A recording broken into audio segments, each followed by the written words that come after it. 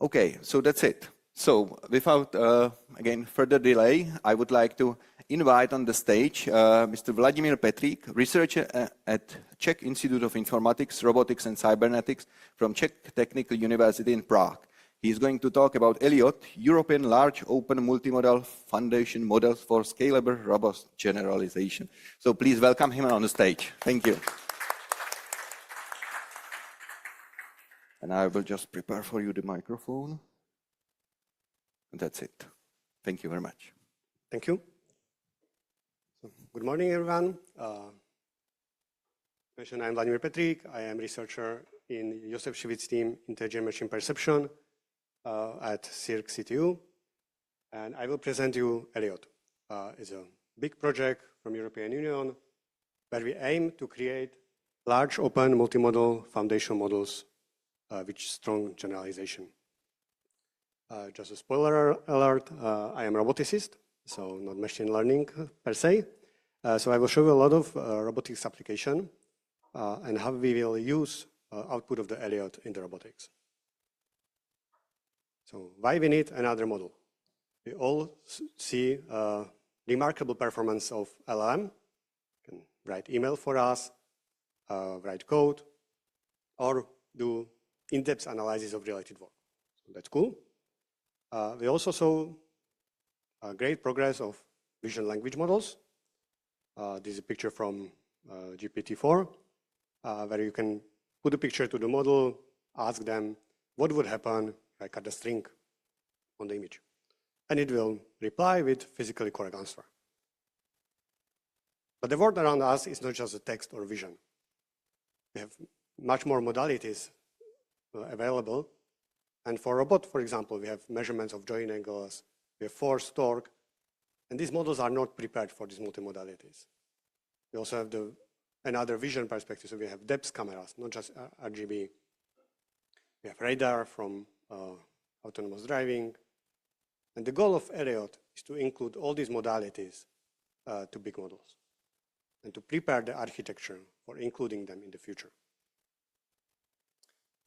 As I said, it's a European project, which was one of these big projects for advancing large AI models.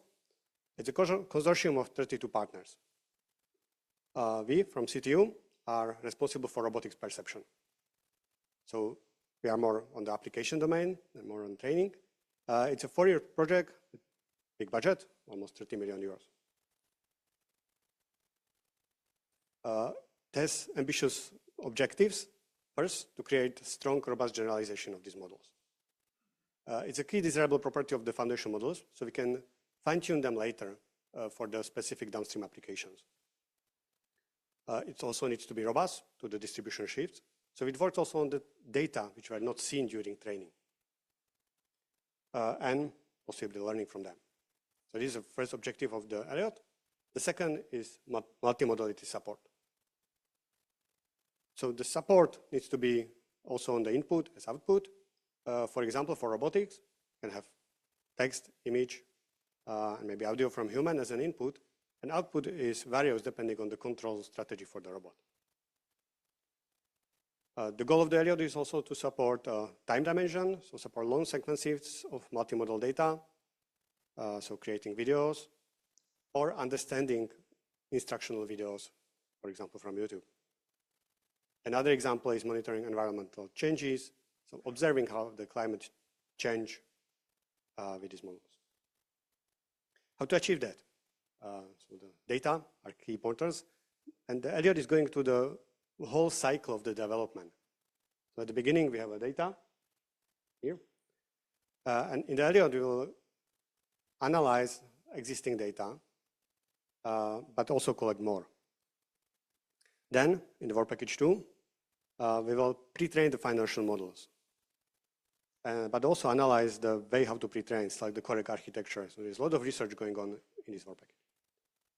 Then we will have several multimodal models which we can fine-tune. The proper strategy needs to be, again, defined. There are some existing already, but we need to analyze how much data we need for fine-tuning to the specific applications, strategy to use, now to adapt existing foundation models. Then we can evaluate this in laboratories, specifying benchmark for the open science. That's in work package 4. But also, we can apply that to the industry. That's no more open science. Industry is protecting their data. We have a specific task for that, specific work package on the application on downstream task. And there are several use cases I will show later. The whole this development cycle of these models will be covered inside this ELLIOT project. Let's go directly to the first work package, where we will collect data and also generate a new one. And the success of the ELLIOT rely on the high quality data. We need the diverse data, but data which we can use, that are compliant with the regulations. And this is the objective of the work package. So to create a database of existing data linked to the source, but to add the metadata which describes licensing and regulatory content. Something which is not common nowadays to really show how we can use the data, to train on the data which we know are safe to use and allowed to use. This will improve the transparency of the whole foundation models. But how to get such a data? That's again a research question. We need to find a methodology how to automatically label the data which are existing on the internet with the tag, what are the allowed licensing usage and what data regulations are needed. So that's existing data, real world data. We have many of them, but not for all domains. So ELLIOT will also leverage framework for synthetic data generation. This includes the physical simulation, but also generative models to create high quality content for training. This will allow us to do cross-modal alignment. So finding some common modality between all the data and aligning it with other modalities so we can train multimodal foundation models. And the last objective of this work package is to handle proprietary data.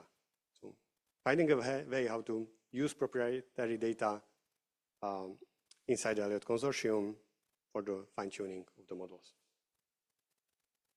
And I will show you how these data are collected in robotics nowadays.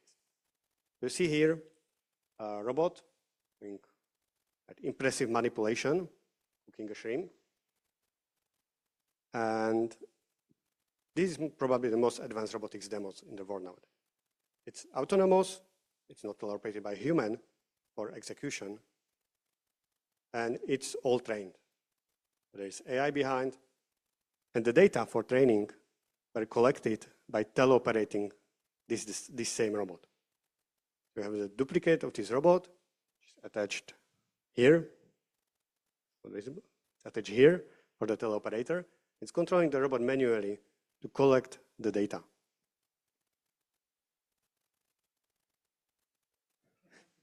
These data are then labeled success or not success.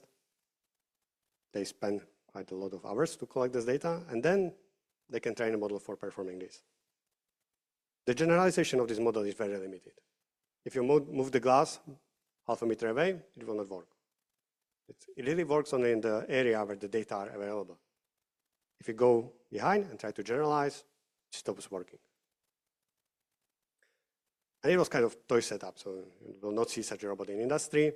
But there are alternatives which are more industry-like. So it's Panda robot, which is quite stiff. You can use industry robotic gripper and set of cameras, and teleoperate the robot with VR, so it's easier for teleoperator to collect the data. And there is an initiative to collect a lot of data with this same setup across the whole world. So we have a data set, it's called DROID, Distributed Robot Interaction Dataset. And you can see here many environments where the same robot was used for collecting the data. This is not an easy environment, there is a lot of clutter, but we can learn something from that. And we will utilize this existing data from robots to train the model. There is an active research how to create teleoperation devices for collecting this robotic data.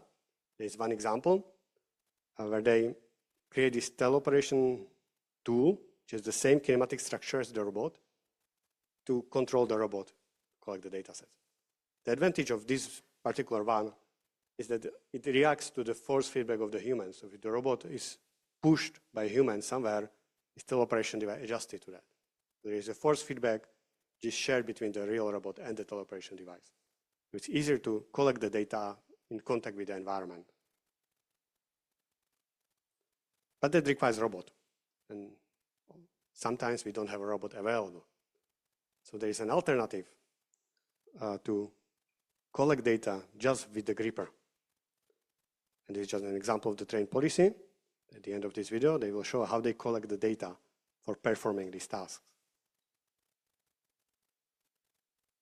And this is a recent work, it's a few weeks old, where they saw just 4 tasks, but in diverse environments. This is how they collect the data. They didn't use a robot, but use a handheld device, just all the markers around it so it's easily trackable. And they use human hand to collect that. So human is not controlling the robot, but is directly acting in the environment. And by observing that and mixing that with the other data, you can learn something useful. So that was data. It was the longest slide I have because the data are important. So let's move to the second work package, which is pre-training of foundation models. The first task of this pre-training is cleaning the data. So the ELLIOT will create a pipeline for cleaning the data, for pre-processing them in the common format, such that we have composed data sets of sufficiently large and diverse environments. Then in ELLIOT, we will analyze how to do distributed training efficiently with a scale aiming to thousands of GPUs for weeks. That's a big scale. I'm not familiar with this one, but there are partners in the ELLIOT who are able to do that, to train on these scales. Before the training starts, we'll of course explore and compare different methodologies for training. So analyze the mixture of the data set, find on a smaller scale what's needed, and how to select the best architecture, best laws to scale generalization at the end.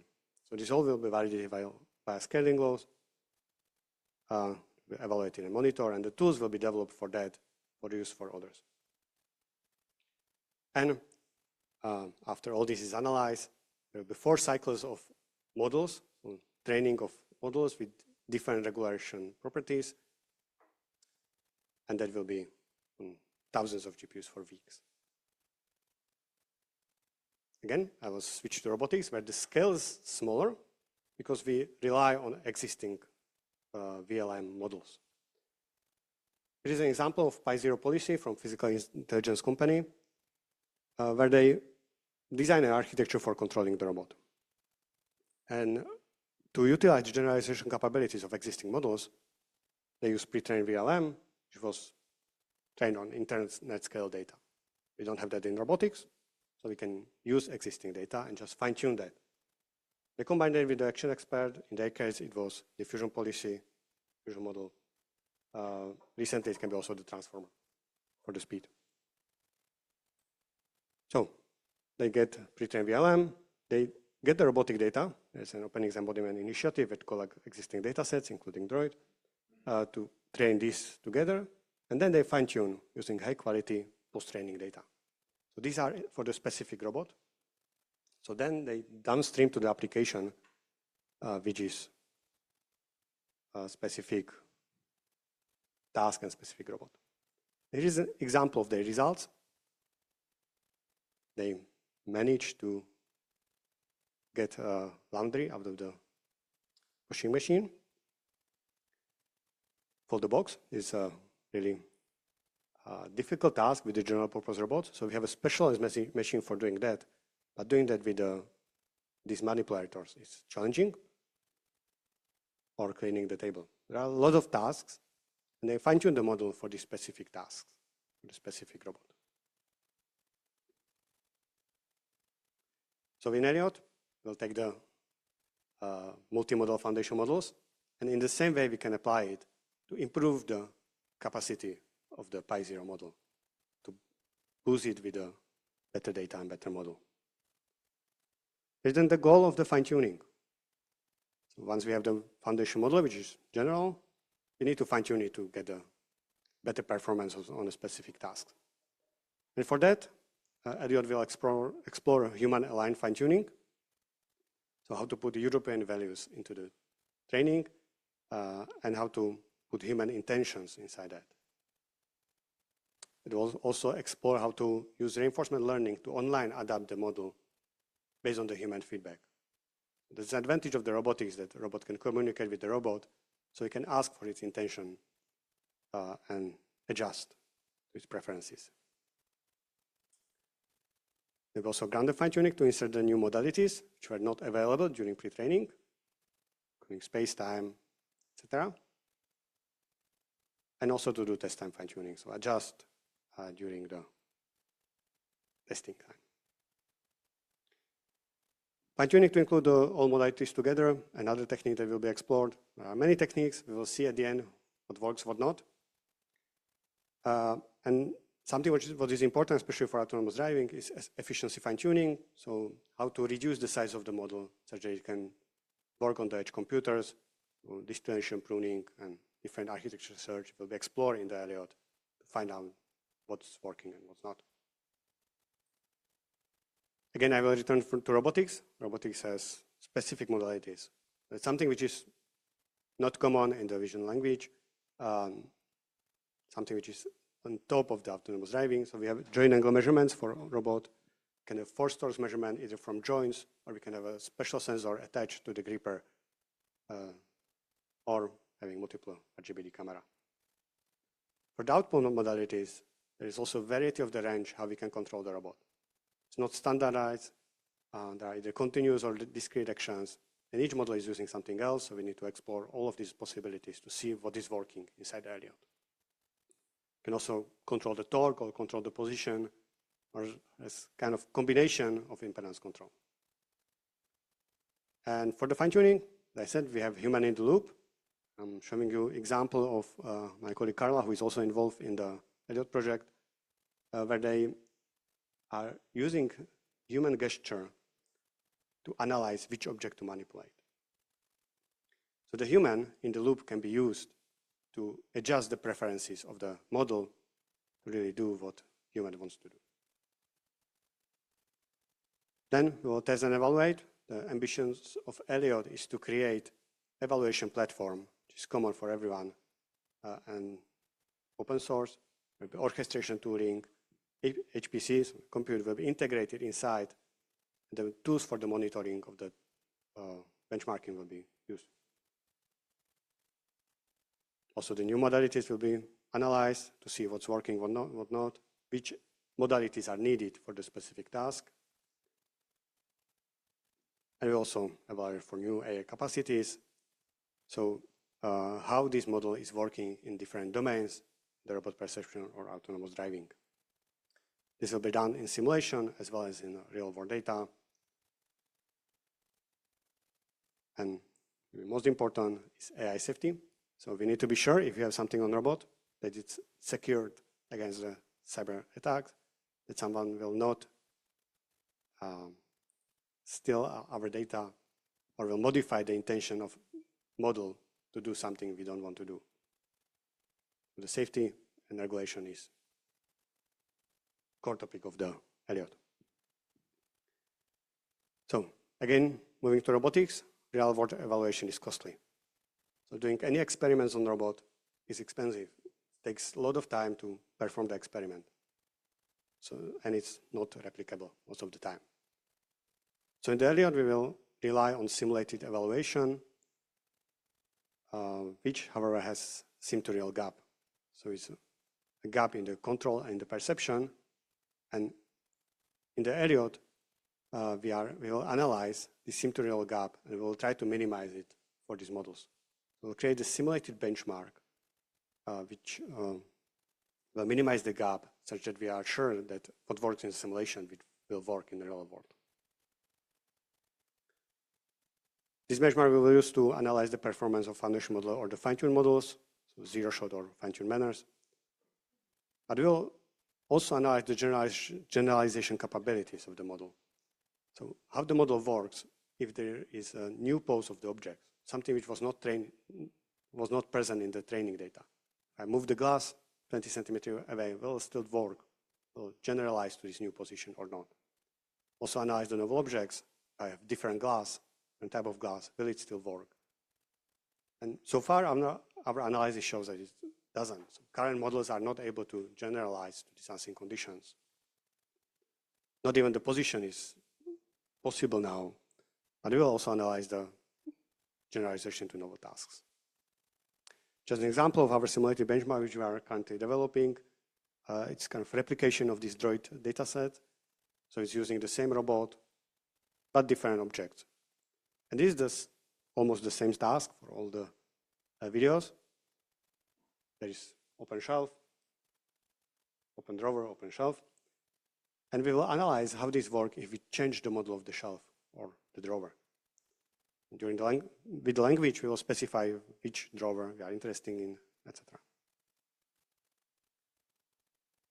Okay, so we'll create the benchmarks for evaluation.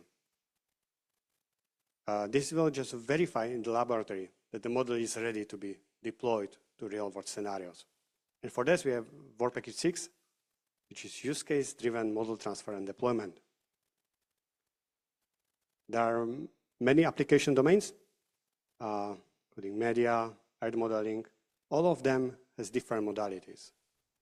So in media, we have audio, speech, and video. And for example, in the use case 1.2, we will develop a tool for live fact checking.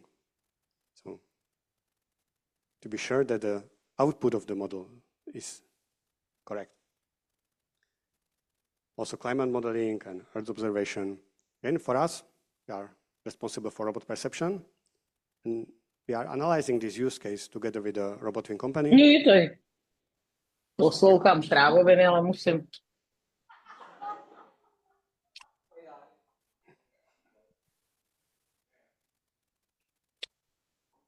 So, RobotWin Czech startup. And you see some of the examples of what they are analyzing.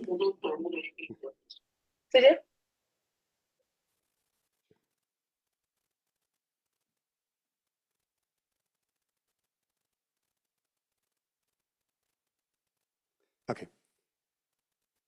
So the idea of RobotWin is to simplify the programming of the robots. For that, they are collecting the data with a special device which is tracked. And the robot is replicating this motion.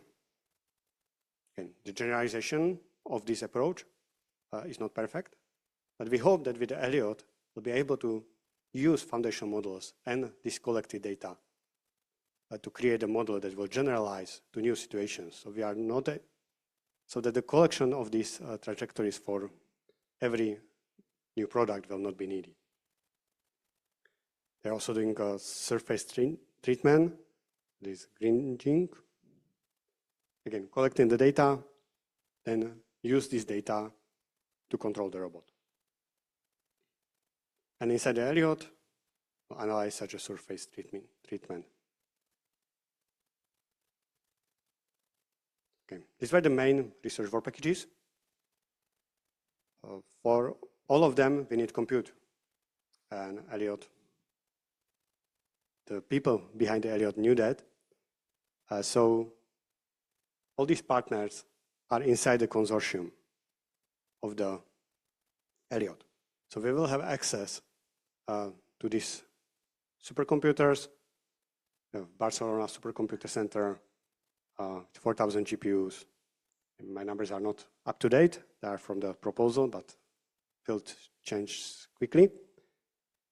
There is HPC Leonardo, also Lumi, which we will hear in the next talk, etc. But there is also budget allocated for getting more compute and more data. So the compute and data are nowadays the most important things. Okay, I have 10 minutes, so I'll show you some of our research results, which goes towards the ELLIOT objectives.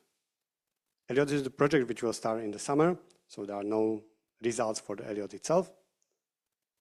But we are working how to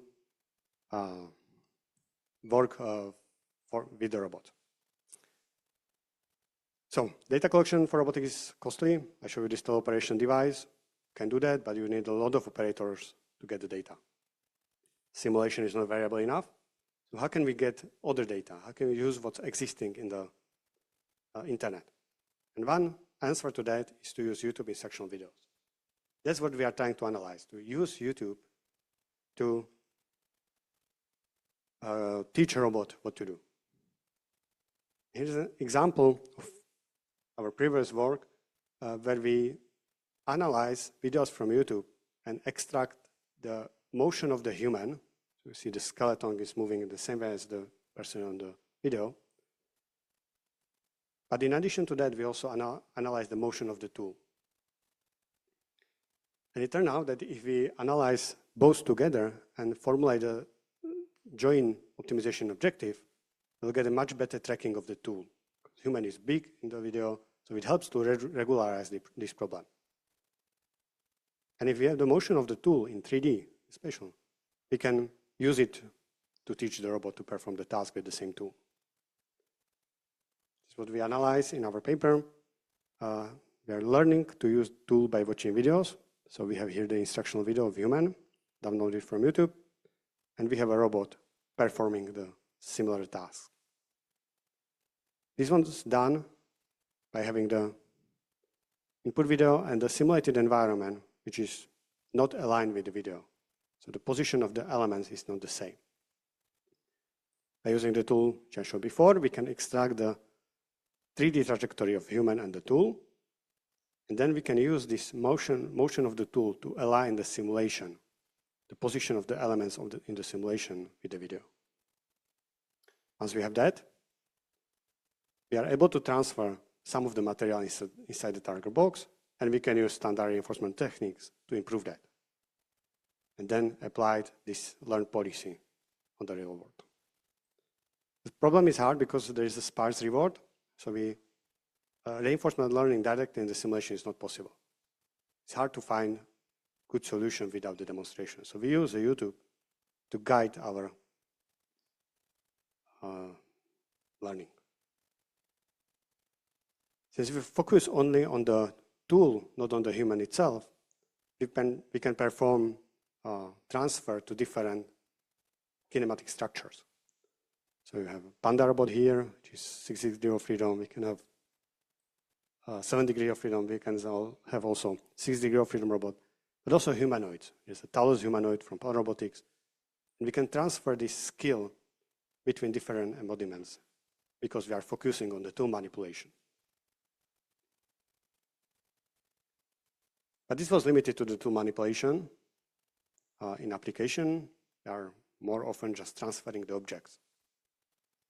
And for that, we can collect the data directly inside the environment which we target. So that we analyze by task and motion planning, which is guided by video. We design an approach which analyzes individual frames of the video, detects where the contact happens, and estimate the object pose from that video. Using that, we can create a manipulation manifold, and we can specify the grasp where the object can be grasped by the robot, which creates another manifold. And if we connect that all together, we get a feasible configuration space for the robot, which we can explore with existing techniques. We can use RRT-based planner to solve this task and motion planning problem. So we are reasoning not only about the motion of the robot, but also where to grasp the object, where to place it, all together within the single configuration space. But for that, we need to know exactly where the object was placed. We need to be able to estimate from the video the position of the object.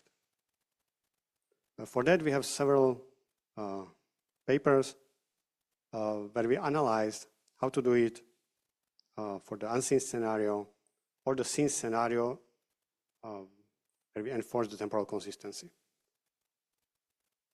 You can see here that the state-of-the-art methods, which is in red, is working very well if there are no occlusions, but we want to be reliable. It works also in the challenging scenarios. If we move the object close to the occlusion, you can see that the red one is its error increased.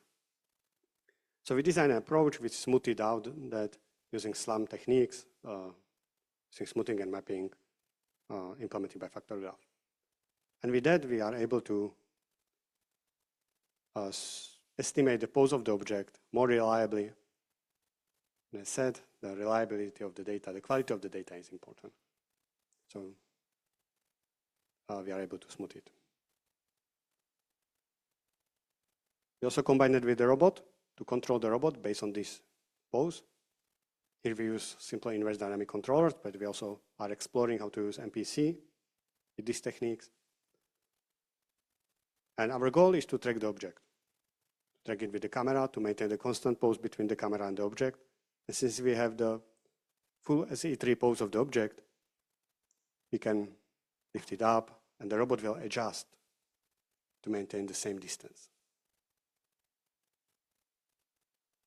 We can also enforce physical consistency. We devised an approach which will look at the scene altogether, get the initial independent estimates of each object, and then use differentiable collision and gravity to increase the consistency of the sense, to enforce the consistency. For that,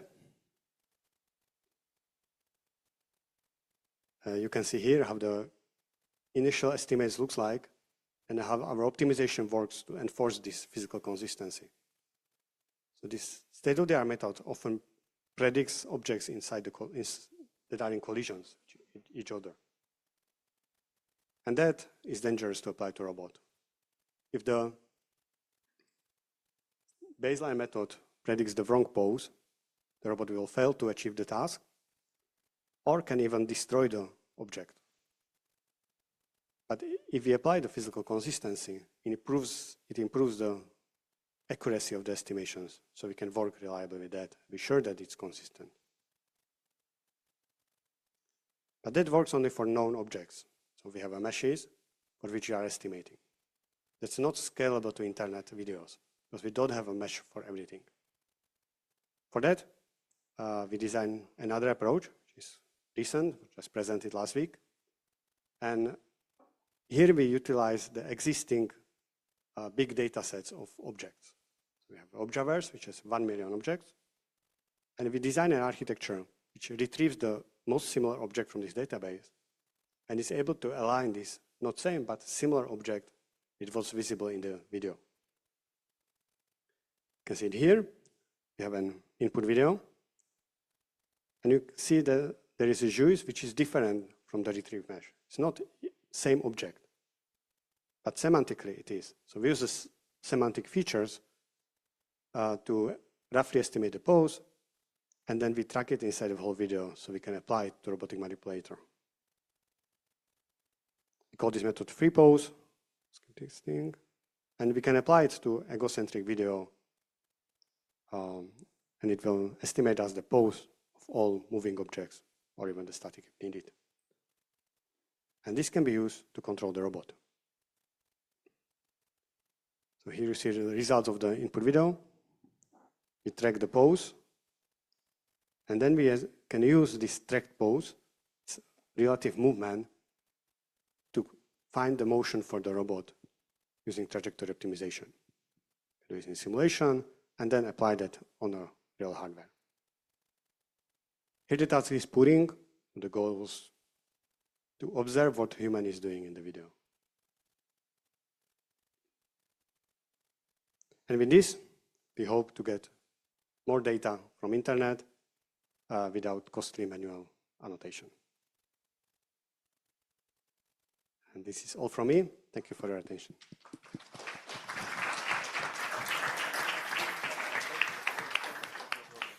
So thank you very much for the presentation. And now we have a possibility to ask questions. So the question from the audience here in the room.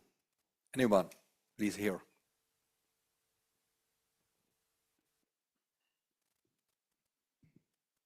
The very nice talk and fantastic thing. From YouTube, you have two-dimensional videos to convert it into 6D pose. How precise it is. You showed a bit, but that was probably advertisement. So in reality, how much isn't it at the end? Because what surprises me is that the real world testing evaluation is costly, is much more costly than converting these two-dimensional things into 6D pose. Yes, so it depends. If you have the exact mesh of the object which is in the video, we can do it quite accurately in XY and Z. It has few centimeter errors, but it's good enough for many tasks. If you have the objects which are unseen, which is not semantically same, the performance is also going down. We don't have exact numbers, but in transferring that to the robot, we rely on the relative transformation. So we are not getting the absolute pose of the objects, but analyzing the relative motion of these objects. And this can be done much more reliably because we can also track it in the video and use other features to refine that motion. So if I understand it correctly, the video evaluation is for the cases where you don't have the real world evaluation. Because of course, when you are training it in Europe or rich countries, of course, this is a slightly different environment than the globe. There could be situations which you cannot mimic in the real world in our countries. Yeah, so for us, it's to collect the data, not to evaluate. For the evaluation, we'll use the simulation, but here we will analyze this YouTube data to extract these other modalities for the object pose and use that for the training. Okay, because the sentence was saying that the real world evaluation is costly, so that was... That's because of much wider data set you obtain, because you have thousands and thousands of such a videos, so you can use them as a training data set. This is it, because of course you can make it real, but you have one example or you spend a day for doing that. So but this is, I think, the thing, how to automate this. Yeah, but it's really about how to get the data for the training, and then for the reproducible evaluation, we'll always use simulation. Maybe the simulation may be combined with GenAI to get a more realistic look or the perception, but at the end it will be simulation behind. Okay, thank you very much. Do we have any questions on Slido? Okay, another question here in the audience. Zdeňka, please. Just wait a second. Thank you. Thank you for a very nice insight into this branch. I have a question about this federation you are I just look at the paper, one of the papers I think are to ELLIOT, and you have a vision to work as federation, so you have some local activities to be adjusting the centralized model. Is it like that for the future, that you will have the trained model at the central level, and then if I buy it as a customer or a company or whatever, I can train it with my specific movements and all the stuff I need, and then how you plan to share all these data and activities, how close I can have my own model. Okay. Thank you. So first of all, what will be developed in ELLIOT is open source. All these first for work packages is useful. So we are doing research. We want to be open source. And also the models will be open source. There will be several variants of the models with the tags, what data was used for training them. So we'll have this is licensing based on the data. So You will know which license applies to which model. And after that, if you want to apply to downstream task, you will get this foundation model and fine-tune it on your data as you wish. So then you don't have to share the data itself.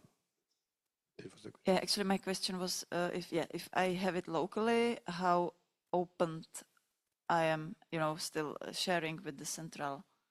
If I work with army or something like that, and I want to close what I'm doing with the model, and I just need to collect more from the central because it will be updating and all the stuff I probably need. Yes. So for me, this will depend on the license. So there will for sure be a license which is more open, but there are less data available for that. So the performance of the model will be lower because the amount of data is smaller. But there will be such a model that will be open to use, and then you don't have to contribute your data to the open repository. Thank you. Slido? Nothing? Yes, Okay. we have a question. Yeah. Do you have approval from the creators of the YouTube videos to use their content for training, or is it not necessary in this case? So when I said YouTube videos, we are using the portion of the YouTube which has the proper license. Okay, thank you. So basically, I have last question to you. Basically, the obvious one, we have seen a robot, when we are going to have it at home. That's part of the question. What's your personal opinion? And because we are working with fair data at this conference mainly. So if I understand it well, the time for verified your home or your everyday life basically started already. Because we should prepare it, because we are using the fair data for research, we are using it in public administration, etc., and for in companies, etc. But what about the everyday life, And if I understand it well, these videos with milk, etc. So basically, who is going to have verified home? It's going to be able to train the robot, a personal robot at home better. Thank you. Okay. So for me, it's not close to have the robot inside the home. We might have robots which are able to operate in home soon.